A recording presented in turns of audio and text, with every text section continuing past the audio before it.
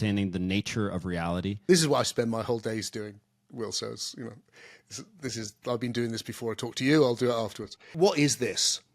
This thing we're in? What the hell is it? Well, what I notice is that, and I'm going to say a lot of obvious things, but the obvious really interests me, is that it's always new. It's always slightly new. So therefore, the first place I go with it is, well, maybe that's what this is. Maybe this is the formation of new things, of novelty, based on the past. And that reality is a process of forming. It's a process of new things coming into form. And it's an emergent process because the new thing has to include the past thing, but will always be more than it.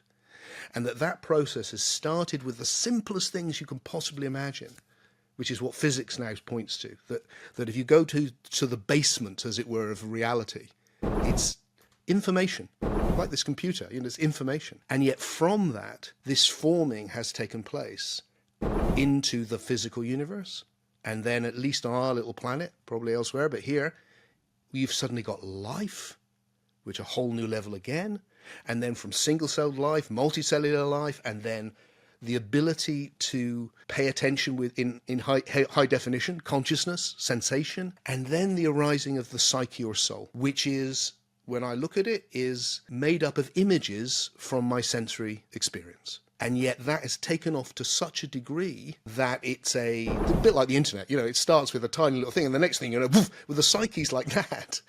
The psyche hasn't been around in terms of the 14 billion years of evolution for very long, but it's just huge. It's just the ideas, the number of ideas that we have used just in this conversation, let alone the ideas that enable us to use the computer. And it's like we live in this huge matrices of ideas, and the better our ideas, the more we see and the more we can do and the more creative we can become.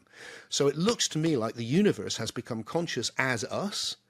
It has enabled itself to reflect as us by having ideas with which it can understand and discriminate and discern, then differentiate what is this, what it isn't, and that we can reflect on them to improve them. And whenever we do that, it keeps moving forward and forward. And not just in terms of technology, but also in terms of how we live together, the fact that the world is so much kinder than it was in history. As an historian, it's shocking place history. It's just shocking. And it makes you feel proud of human beings that we've got from that to this. Doesn't mean there's not a lot further to go, but it is amazing, the world we've created. What's happening, I think, is that our attention is now in this non-material domain, primarily, the psyche or the soul, and developing the best ideas with which we can understand what this is and transform what this is, make it better.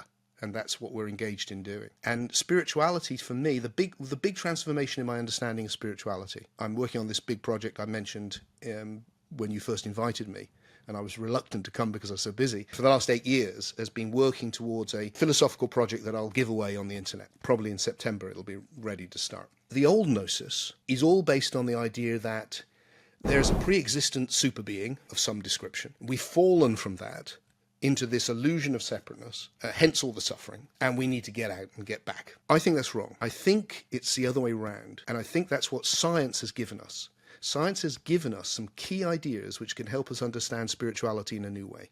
One of which, the big one, is the universe is a process of evolution, of emergence. And if we take that on board, I think spirituality, far from being an eternal realm we've fallen from or anything remotely like that, is actually the latest level of emergence. The psyche is the last big thing that's arrived. That's why it's so amazing to explore.